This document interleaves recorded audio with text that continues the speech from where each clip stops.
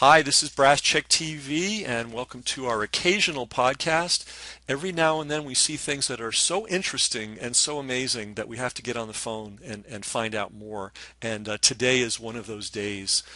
Some of you may know, if you're good researchers, that I went to Princeton University. I am not a rah-rah Princeton guy. I see it with somewhat of a jaundiced eye. There's positive things there. There's other things there too. And today we're going to go into a really interesting book. This just jumped out at me. It's called Blowing America's Mind. True story of Princeton, CIA, mind control, and Zen. And we have one of the co-authors with us today, Paul J. Davids. Welcome, Paul. Hi, Ken. And, Thank you. and for people who want to do their research, I recommend after this call, Google Paul J. Davids and see his amazing career in show business and in creating film and television projects. And books as well. It's intense, and I would love to get into it, but I'm afraid if we get started, we'll never get to the topic at hand because his career is that varied. Princeton, I want to just do a little intro to Princeton, Paul, if you don't mind. Princeton's an interesting place, to say the least. It's three of our Supreme Court justices, and to my mind, some of our better Supreme Court justices went to Princeton. Ralph Nader went to Princeton.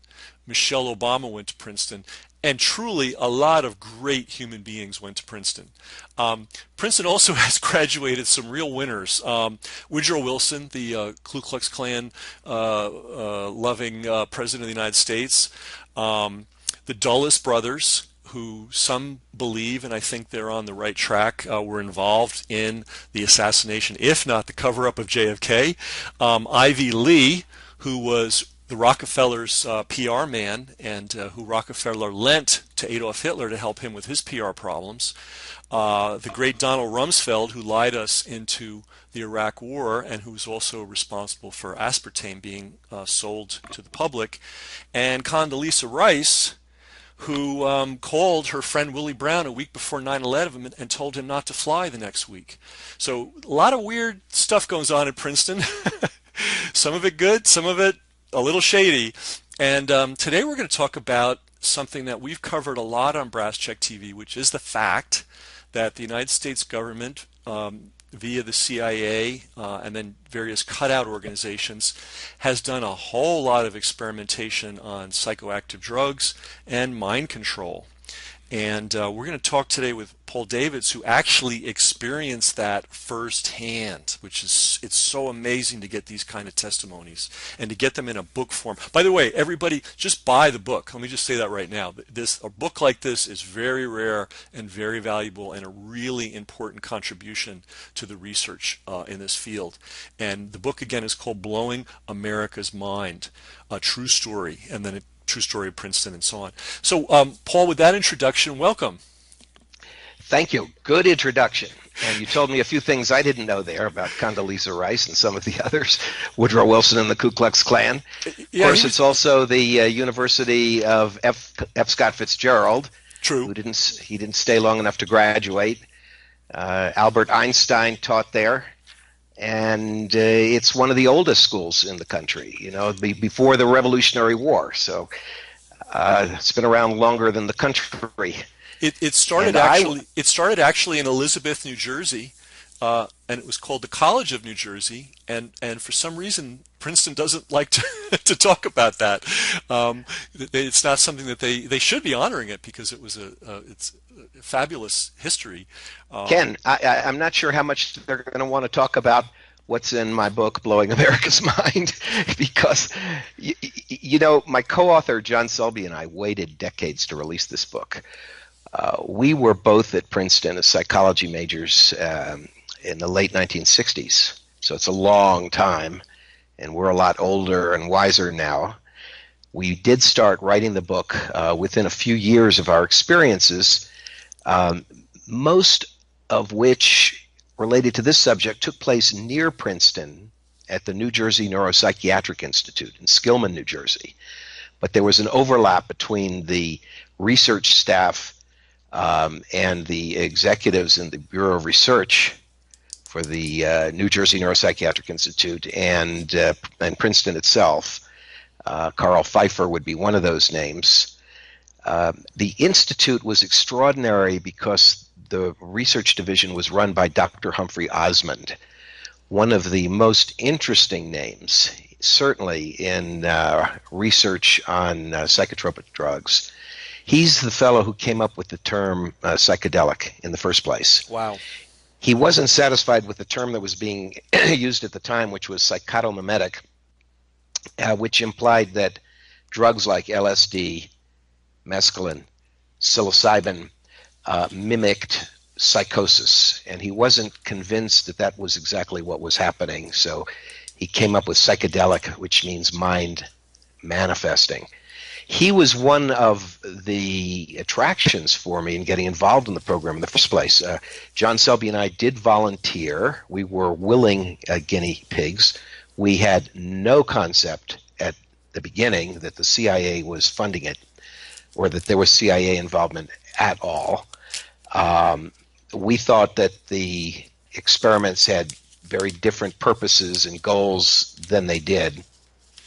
But the emphasis in the research we signed up for was in deep hypnosis, training to go under very deep hypnosis and receive hypnotic conditions that had your memory blocked, at least for a certain period of time until it was restored. But it wasn't always restored.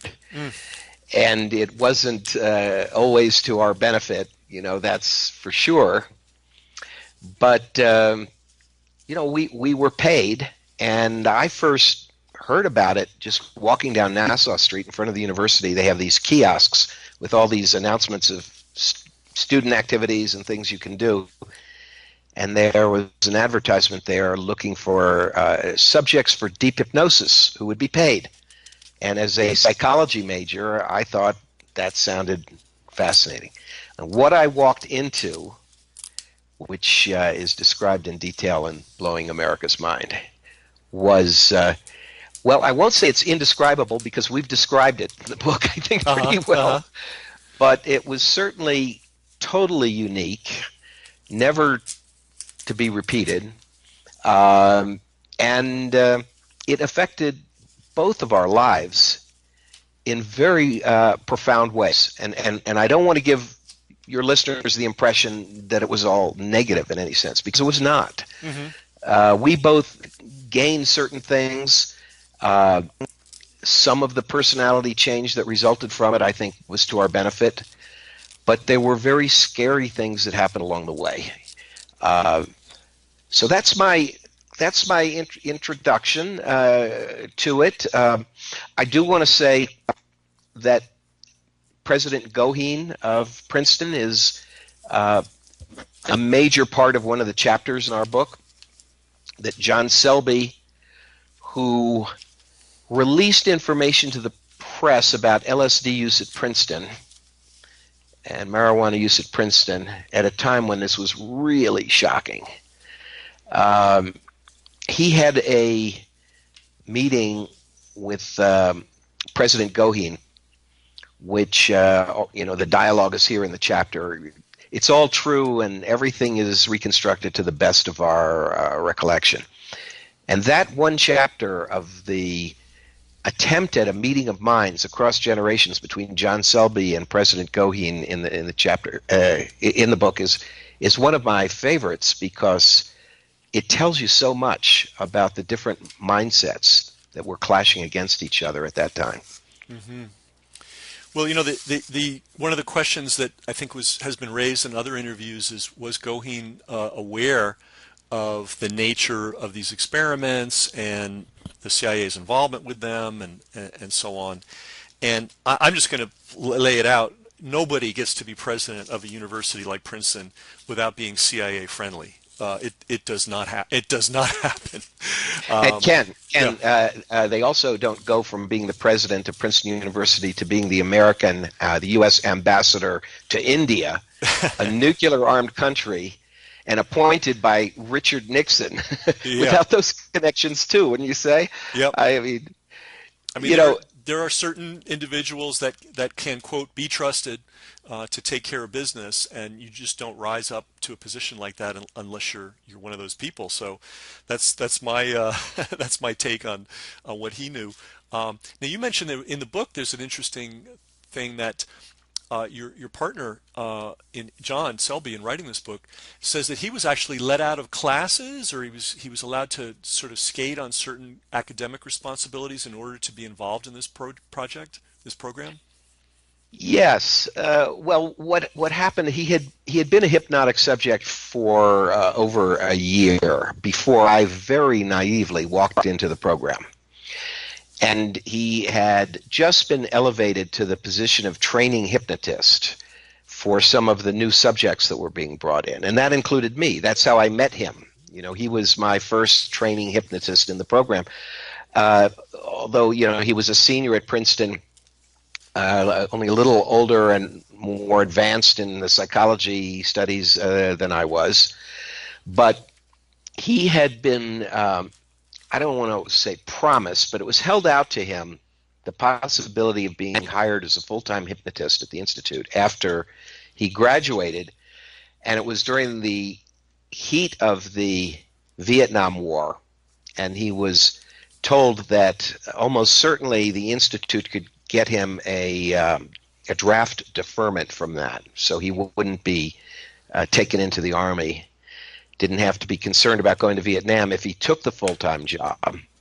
And he was told because the research was in the national interest.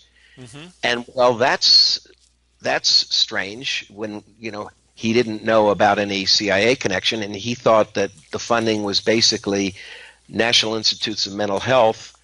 Why would the research be considered in the national interest? He never got a straight answer to that question.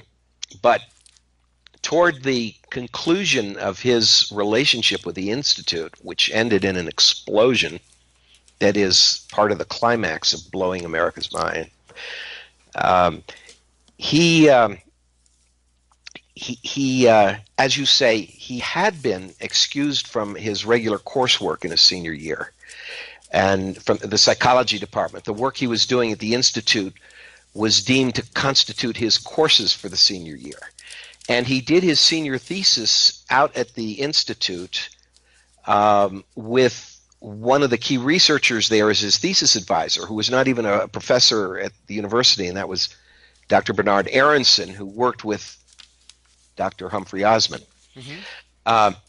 And then I think that part of the mystery that always gnawed at him, when he left, he had reason to break with the Institute, and he had been followed and disturbed by some guys he was sure were spooks at that point. And he fled from Princeton before graduating, before final exams. He and his girlfriend packed up and hastily left and drove across country to California. So he didn't know if he was ever going to get a diploma. I mean, why would he be given his diploma when he didn't, complete what he was supposed to do? But in California, Alan Watts, the writer of Psychotherapy East and West, took him under his wing and attempted to get him into a seminary and a comparative religion program, which was also meant a continuing draft deferment at that time. You could get a deferment for medical school. You could get it if you were a seminary student. So, but he needed his diploma in order to be accepted at the seminary. Well, an inquiry was made to Princeton, and his diploma showed up. He said signed by President Goheen, and that's really strange, isn't it? It's strange. It really is. Now, in Princeton's defense, I will say they were pretty flexible about field study. When I was there, I actually took advantage of that. I got a semester off where I was doing field study, and I got credit for it. But to get a whole year off, and then to disappear, mm-hmm. and then to get to get a diploma anyway, that is a little unusual. At least it would have been unusual when I went. I graduated in '81. Um, just to go back on something, you mentioned the National Institute of Health, and I recommend to everybody who's interested in this subject, if you can even find this book. It's called Thy Will Be Done, and it is believe it or not, a biography of Nelson Rockefeller. And it is a wide-ranging book, about 800 pages, and it talks about all the various things that he was involved in. But one of the things that he was involved in was diverting funds from the National Institute of Health to all kinds of black budget psychology experiments. And I forget the exact numbers, but there were literally over 100 hospitals that had carved out wings or floors where basically these experiments were taking place throughout the country. And often on unsuspecting people. These were not necessarily people that gave consent in any way. Not at all. In fact, many of them were indigent. In other words, homeless people, or people without. In fact, they typically looked for people without strong family and social connections in case things went wrong. Now, you mentioned at the start that you were a willing participant, but you were not an informed participant. In other words, they didn't lay out exactly what they were trying to do and how they were going to do it to you when you started. Oh, no, not at all. No, I thought they were going to, number one, reduce my inhibitions, improve my sex life, make it so that I would be a great meditator and able to achieve nirvana at will. It was just all painted as this positive mind expansion.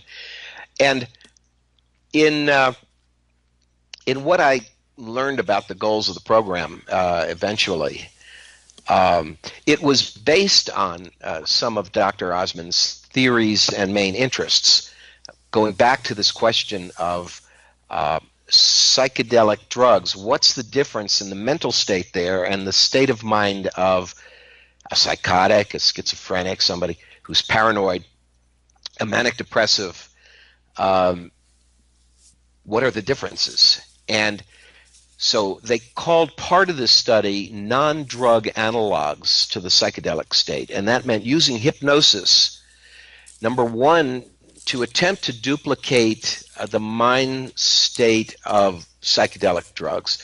Sometimes they did it entirely without psychedelics, and sometimes you'd get a placebo and be hypnotized. Sometimes they would give you some small dose of LSD. And they wanted to give hypnotic conditions that changed your perception of the world in drastic ways, and see how your behavior changed over a course of a few hours while you didn't know you were under a hypnotic condition. You'd been taken under. Your memory of having been hypnotized would be erased. You'd be woken up. You might walk around the institute with the hypnotist, or outside on the grounds, or down by the lake, and they would do things such as, I'll give you a few examples of ones that I remember. They would increase depth perception. They would diminish depth perception so that the whole world would look completely flat to you. They would reduce your size and tell you were 6 inches tall, even though you might be walking side by side in the hypnotist and be at eye level with him and others, but you would feel 6 inches tall and you'd feel completely vulnerable. And, that's the kind of thing that could make a hypnotic subject cower in a corner and take a fetal position out of fear. They would slow time down, and in another session, speed time up, stop time entirely.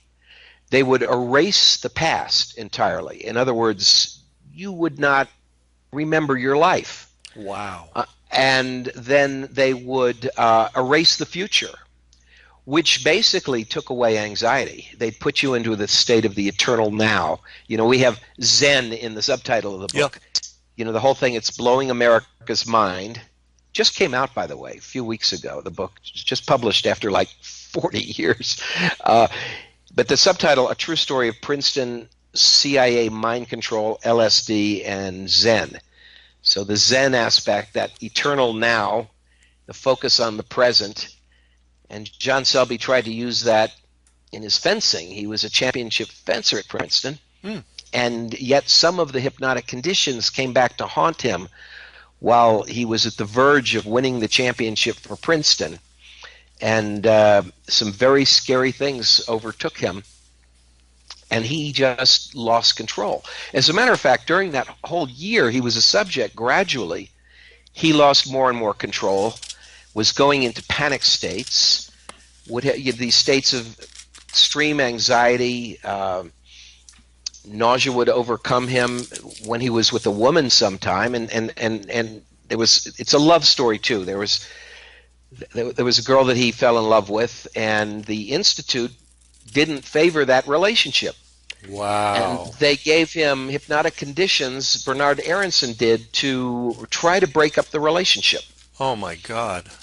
And when that didn't work, Aronson hired his girlfriend as a secretary at the Institute to keep control and tabs on her. And the two of them. So it's a very interesting sort of subplot in Blowing America's Mind, his relationship there. The other thing that's so fascinating, Ken, is the fact that John Selby and I, as personalities, are really different. He grew up on a cattle ranch. He was a cowboy before coming to Princeton. He would ride horses every day. I don't think I'd ever ridden a horse in my life. Uh-huh. You know, I was the son of a Georgetown professor of American history, a scholar. So I had this scholarly upbringing. And he was an outdoorsman and the athletic type, and I wasn't. I was a movie maker from the time I was a little kid. I started making my own movies as soon as we had an 8mm camera, and I loved monster movies, horror films, Frankenstein, Godzilla, and I made dozens of movies like that with the idea that I did want to go to Hollywood someday and work there, but I didn't have the courage to think I could really do that. At that time, I was pre-med, psychology major, wanting to become a psychiatrist, wanting to be the next Humphrey Osmond, if you will, right? Mm-hmm. And maybe go into psychedelic research. Well, Congress ended that, and my experience at the Institute ended my desire to proceed with psychiatry, and I went back to my original love. I went to the American Film Institute in Los Angeles, was accepted as one of the first students there. And as you said at the outset, I've had a wonderful and very long career making movies, producing, directing, writing, mainly for television, mainly released by NBC, Universal International TV. But I ended up, having the career that I wanted, and John Selby did too, as a matter of fact. He became a writer. He's probably written 30 to 40 books, Wow. all kinds of subjects. Popular psychology, philosophy, the Mindful Marijuana User's Guide. I think one of his most famous books is called Seven Masters, One Path, about the common threads through different religious teachings. So why did it take us 40 years to release a book? And I think it's a really interesting aspect of the story, because we got the core events down in writing within a few years of when they happened. We weren't able to finish the book in the early 1970s. We didn't know about the CIA connection at that time. We didn't know about MK Ultra. That came out at the end of the 1970s, and our institute was named as one of the places where this research went on. And I think the researchers, including Osmond and Aronson, paid a price for that in their own careers. But we tried to finish it in the early 1980s, and we ended up waiting until the people we were talking about were deceased. Mm-hmm. All right? So we used the real names, except for the students who were our friends at that time, but we used the real names of the researchers and President Goheen. And it's another era now. Everybody's dead. So we felt the coast is clear. and we became senior enough, we're both senior citizens now, that we didn't have any fear of repercussions anymore. We felt, Princeton will recover from this book, right? They may not love it, but they've advertised it in their Princeton Alumni Weekly, haven't they? Yeah, And they may regret it, but the ad department took the ad. Um, yeah, so interesting. Wow. and So you, and so can I just ask, just so people can place this in time, when were you guys in at Princeton? What years? I came in '65 and graduated in '69. And John Selby was a year or two ahead of me. I mean, he graduated first. I think there was 1 year that I was at Princeton and he had fled. And I had no communication with him. As close as we had become, communication between us was cut off when he broke with the Institute, because the Institute brainwashed me into thinking that it would destroy my participation and the legitimacy of the data they would get from me as a subject if I continued to talk to him, because he had betrayed them and betrayed the research. Well, you know, the C in CIA stands for control freak, and you know, this is just, you know, the idea that they tried to break up John's relationship, the idea that they tried to keep you two guys apart with this cockamamie story. It's just classic MO. You know, there's a wonderful quote on the back of the book by someone I consider really important, Jeremy Kagan, professor, School of Cinematic Arts at USC, and chairperson of special projects for the Directors Guild of America. And Jeremy wrote, "Blowing America's Mind is a fascinating journey of love, drugs, and covert governmental intrigue. Suspenseful in documenting the impact of the psychedelic revolution in Princeton in the late 1960s, the book is a complex, poignant drama detailing CIA-sponsored hypnosis and LSD research, as the famous all-male Ivy League university is on the eve of going co-ed and on the edge of imploding." A terrific quote from Jeremy Kagan. It is interesting that Princeton had not yet gone co-ed when this happened, so you're reading about all-male Princeton and its final death throes. So there would have been no Michelle Obama at Princeton at that time, no Elena Kagan, no Sonia Sotomayor at Princeton at that time. But you know, the fact that he describes it as a complex, poignant drama, I think is really a good a description. If you think of something like One Flew Over the Cuckoo's Nest by Ken Kesey, you know, our point is we really flew over the cuckoo's nest. That's what that institute was. It was a fascinating spider web of an intrigue cuckoo's nest. And I had no idea what I was getting into, you know, when I started. And then it was very hard to break away.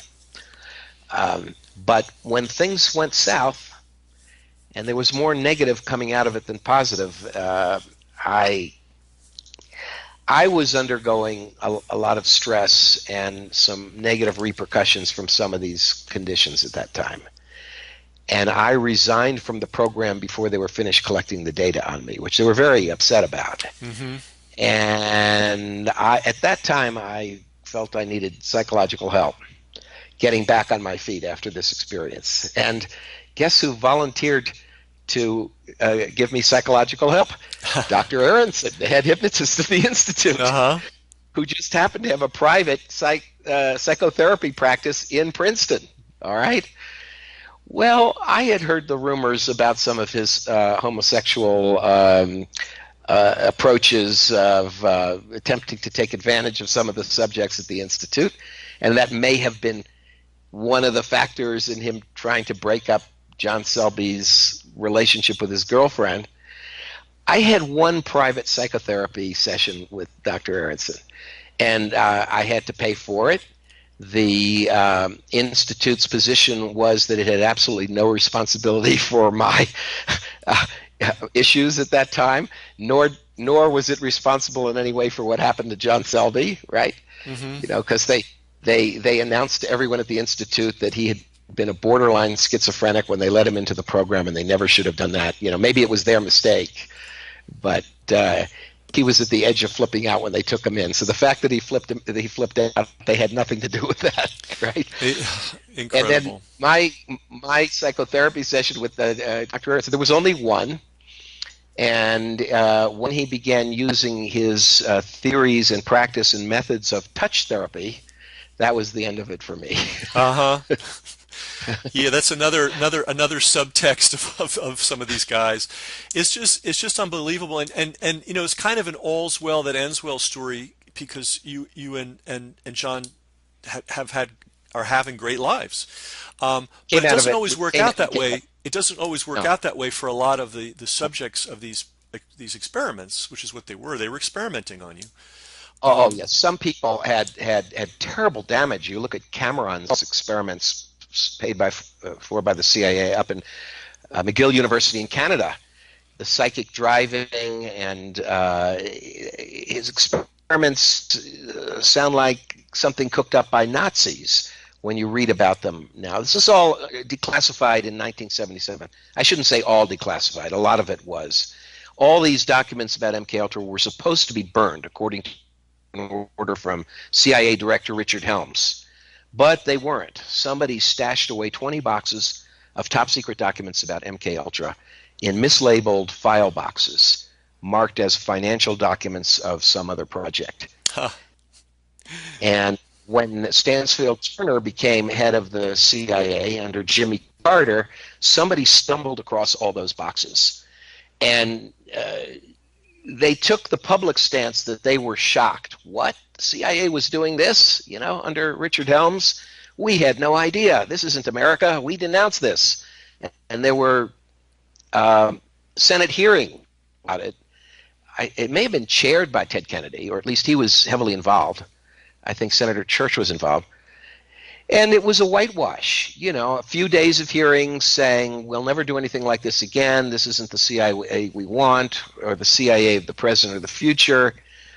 And as far as Helms is concerned, who really put all these projects in motion, these 139 CIA MKUltra projects, spearheaded by Dr. Sidney Gottlieb, who oversaw the whole nightmare. As far as Helms was concerned, during Iran-Contra, he was called before Congress. He lied to Congress. He was censured. He was found guilty, and he was severely punished with a $1,500 fine. That's tough. Yeah, That's a tough punishment for a multimillionaire to have to shell out. Um, yeah, that's how it ended. That's how it ended. And I want to make the point because John Selby and I have had good lives, and we've had the careers we wanted. And the work at the Neuropsychiatric Institute may have helped with that in a reverse sort of reaction to what we went through, mhm. because I was the kid who wanted to go work in Hollywood, but no one I grew up with thought that was a good idea. I mean, Mhm. my mother said, if you do that, you'll be throwing your life away. All right. Mhm. Uh, where I grew up near Washington, D.C., you were either a teacher or a professor. You worked for the government. You were a lawyer, or you were a doctor, or you were a ne'er-do-well who didn't quite fit into society. The choices Right, were kind and the idea of that Hollywood is a business, and that it's a different kind of business, but it's a business nonetheless, and you could build a career and move up the ladder and develop a successful career. That's Greek to them. That's Chinese. They can't even envision it. Um, yeah, well. I get that. I get that. So all like they say, all's well that ends well. But I do want to point out it because I think it's important. A lot of people don't know that Theodore Kaczynski, the Unabomber, Oh yeah, yeah, was yeah. He was was part of part. it. He was part of a different but similar program at Harvard, and it cracked him. And so we don't know how many hundreds or thousands or tens of thousands of people went through these things. And I'm really glad it worked out for you guys, and I'm sure it was an interesting experience for some. But it's essentially an immoral operation. You don't take Sure. people And it in, was mess with their illegal. minds, and not tell them in advance and get. It's called informed consent. And if someone hears, hey, we're going to erase your history, we're going to make you think there's no future, and see what that's like, and you sign up for that, great. But if you didn't know that that's what you were getting involved in, and tell me this, they did administer psychoactive drugs. Did they always tell you what they were administering and what the doses No, were? no, no. And I met a psychiatrist years later, after the book Acid Dreams came out, after the MK Ultra experiment, who claimed to know a lot about the experiments at the institute, and he said, did they give you coffee before the session? And yes, it was kind of a ritual. We would always have something to drink before the session. He said, they would drug subjects that way, just like they would drug the psychiatric patients that were there as full-time residents in the adjoining buildings. Ken, I wanted to finish the thought that I was in the middle of before. I didn't quite wrap up. Pardon me, sorry. When I said, that Selby and I had successful careers sort of in spite of this and sort of in reaction to it. In my case, hitting a low point in this thing with the Institute, basically I was rebelling against being controlled and manipulated and having my life determined for me. And in my mind, it affected everything from, the university studies, the hypnosis project at the Institute, the fact that none of the adults who were my mentors where I grew up would encourage me to follow the career I really wanted. And so as a reaction to all of that, coming out of all of this experimentation, I rebelled against everything and said, a clean slate here now. I'm going to live the life I want to live. Everything everybody has tried to get me to do is hereby vanquished and erased. I am going to head for Los Angeles upon graduating from Princeton, and I'm going to attempt a career in what I always wanted. And animation was very heavy in that goal. But what happened that really helped me was that miraculously, I'll say, that I was accepted as one of only 15 students from all around the world was accepted for the opening year of the American Film Institute, Center for Advanced Film Studies, then at the Doheny Mansion in Beverly Hills, with a complete fellowship, with a budget given to me to make a first sound film. It was absolutely extraordinary. But the awards I won in writing at Princeton, the F. Scott Fitzgerald Award, films I made while I was at Princeton, including animation, they were very well received by George Stevens Jr., head of the AFI, and František Daniel, who was the dean of the school, and I was chosen. And as a result of that, it took a few years after finishing at the Institute, but after a few years I found my way into the industry, and one absolutely fascinating opportunity after another came my way. So whatever the negative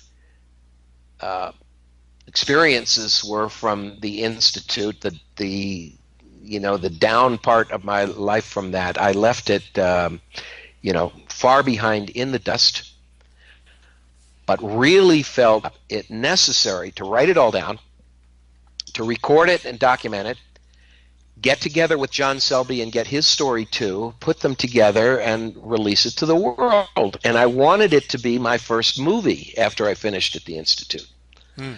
I made 10 films, but no, it wasn't the first. It still hasn't been made, and the book wasn't published until 40 years later. So things don't always work out quite the way you expect. Yeah, but the book is out. It's called Blowing America's Mind, a true story of Princeton, the CIA, mind control, LSD. CIA mind control, LSD, and Zen. And again, I really want to encourage everybody to get it. This is an important book. You're not going to hear this story from anywhere else. It's a chapter of American history that some people would dearly like to sweep under the rug. It's an important part of our history. And also encourage your friends to buy it and encourage them to listen to this interview. And if you have favorite podcasters out there, point them to this interview so that they can hear what it was all about. This is some pretty rare firsthand experience stuff that again you're just not going to find anywhere else. Blowing America's mind. Hey, Paul, thank you so much for sharing your time with us today, and first for writing Sure. a book. Writing a book is a big job, even if you've written a lot of them. It's still work, and it's a Ken? service to us all to get this information out there and to add it to the historical record. Thank you, Ken, very much. Ken, can I add that as people are looking for it, I always urge people to go to Amazon.com, where you can find either the print book, the trade paperback, or you can get the Kindle ebook. And if you have a different ebook reader, you can get this at Barnes Noble for different formats. Whatever format you have, you can find it out there, and in other countries. It's not just the U.S. With the ebook, you can find, I think, all around the world now. I saw it show up in Japan, Australia, the United Kingdom, certainly Canada. So you won't have a hard time finding the book. You search for "Blowing America's Mind" and then maybe put in my name, Paul Davids, or John Selby, my co-author. Great. Great. Get it while you can. Blowing America's Mind. Thank you so much, Paul. Ken, thank you. Thank you very much for inviting me to do this interview.